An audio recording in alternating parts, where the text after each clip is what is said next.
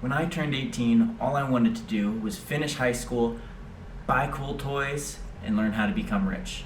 However, I was set up for failure from the get-go. As a chronic shopaholic and no financial skills to brag about, I was set on a downhill slope that almost made me crash.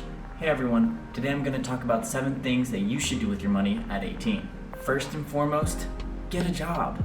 You need a job to make money. You can't do anything with your money if you don't have one.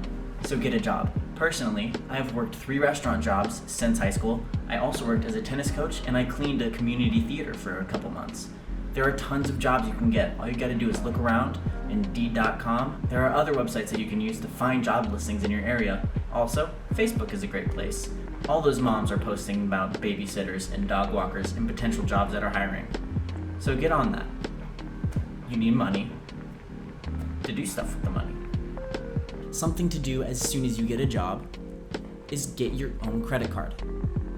You need to have a great credit score for big purchases down the line.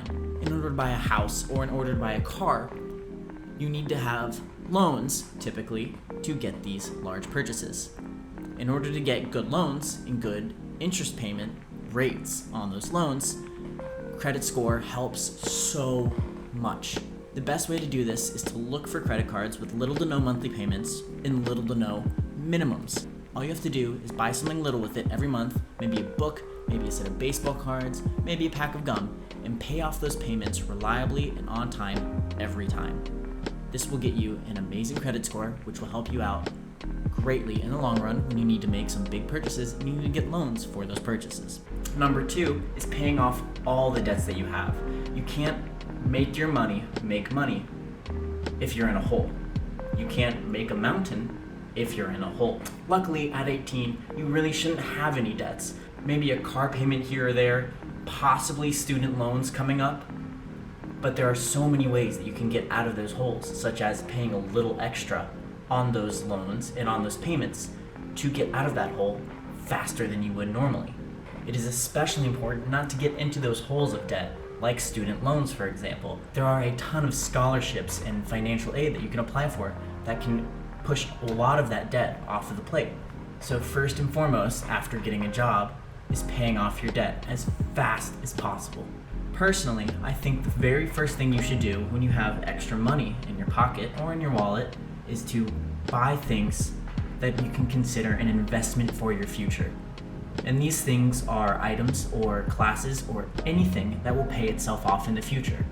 For a YouTube career, that'd be buying a camera that could potentially up the quality of your videos, leading to a stronger income and a stronger career. This can also come in the form of college or classes or any other tools or supplies that you can use to create a trade that will make you money in the long run. Number 4 is one that I am very adamant about, and it is starting a retirement account, an IRA. You can start one of these through a handful of different banks.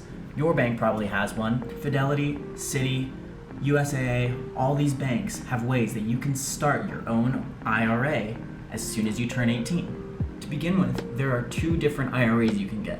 There's a traditional IRA and there's a Roth IRA. You should be looking at a Roth IRA as an 18-year-old.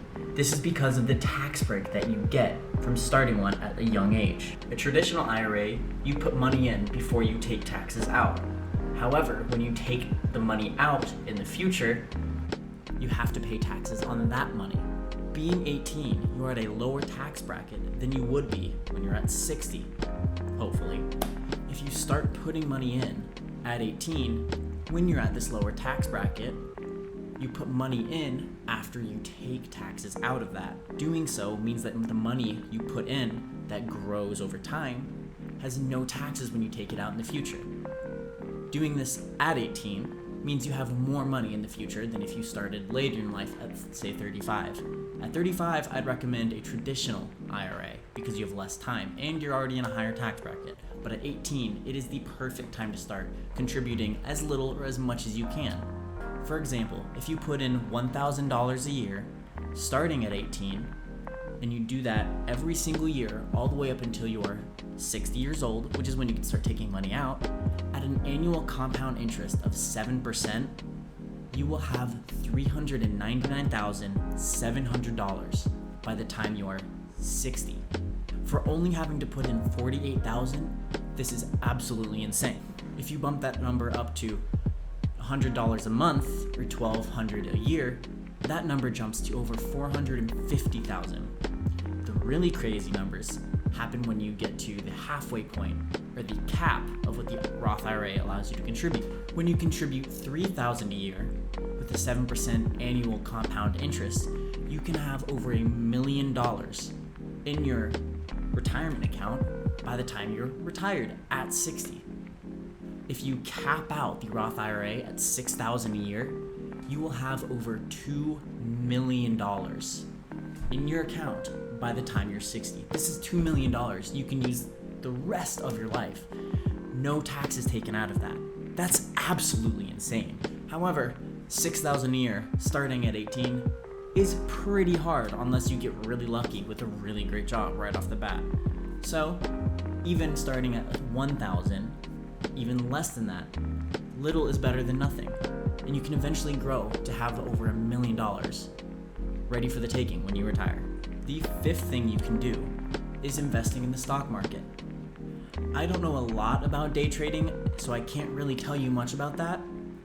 But day trading and penny stocks are one way you can make money in the stock market. The stock market essentially is a giant grocery store filled with a whole bunch of bits and pieces of little bits and pieces of big or small companies that you can basically say, I want some of that company, I want some of that company, I want some of that company, and you put it in your shopping cart, which is your stock portfolio. These stock portfolios have the potential to grow in value or shrink in value over time. My strategy is long-term investment. I will grab those stocks that I think have the reliable growth over many, many years, and I will watch them just slowly creep up in value, watching my dollar grow over the long run. And then when I need the money in the future, I will just sell those stocks and reap the profit. The best way to invest for the long run is by buying these big buckets of stocks. It's basically a value pack of the best stocks you can buy, such as the S&P 500 or the Vanguard ETFs. ETFs are a value pack of tons and tons and tons of just different stocks and little bits and pieces of these different stocks. These ETFs can go anywhere from 30 to 300 to even more per one share of these ETFs. The security that comes with an ETF is that even if some of those stocks and some of those companies fail or flop that day, you can rely on the other companies to be strong and keep going up. Those tend to have reliable, stable annual growth of an average of 7%. You can also invest in stocks that are just independent companies that you know are strong. An example of some of these companies are Apple, Amazon, Microsoft. These have a reliable growth over the past several years and for the foreseeable future. Another way to invest in the stock market is by investing in dividends. Dividends are little bits of money that companies pay you to own their stocks. These are paid out either monthly or annually or quarterly or however that one company or group of companies does it. There are even some ETFs that have high dividend yielding companies in them, and they pay out monthly or quarterly or annually. This is one way to create a passive income with enough money invested into them. My personal portfolio consists of some ETFs, some growth stocks, and some dividend stocks. It's good to have diversity, to have different incomes and growths coming in from the stock market. But right now, I'm shifting my focus to dividend stocks because I want to create a passive income that I can reinvest back into the stock market to make it grow even more. And if you want to jump right into the stock market game, there's 2 links down in the description where you can get 1 free stock by signing up to Robinhood and 2 free stocks by signing up to Webull. And after depositing $100, that second stock can be up to $1,400. So why don't you go ahead and get started and get some of that money for free. A very brief 6th thing you can do with your money at 18 is invest in bonds and CDs. Again, these are small little pockets where you can put your money that is used by other people, and you get paid the interest on those.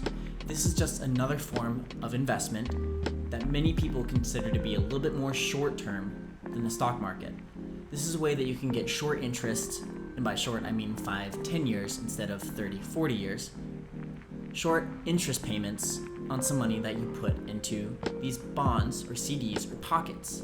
These pockets are used by the government or other banks for loans and other purposes that their customers take out, and then they'll pay you the interest on those. However, that is money that you do not have access to in the short term until you get paid back. I personally don't invest in these. I don't know much about them because right now I am putting my money in the stock market and I'm putting my money into the IRA and putting it into my personal savings. But it is just another option that you can look at 18. And last but certainly not least is to have fun with your money. It's your money. You should be able to do some things. As long as you're being responsible and setting yourself up for future growth, you can have fun with that money. Go out and have some fun with your friends. Go out and go to the club and spend some money on getting into the club or some clothes, whatever you want to do. It's your money. Have fun. Alrighty, those were my 7 tips for what you can do with your money once you turn 18. This video is purely for entertainment purposes. I am in no way a licensed professional, and I am no way licensed to giving advice. This is just what I have learned and what I personally think and do with my money. Just gonna remind you again about the links down in the description to get some free stocks and to like this video if you learned something. I'm always working on learning new things and putting out more of my information that I wish I knew at 18. Alrighty, see you in the next video and thank you very much.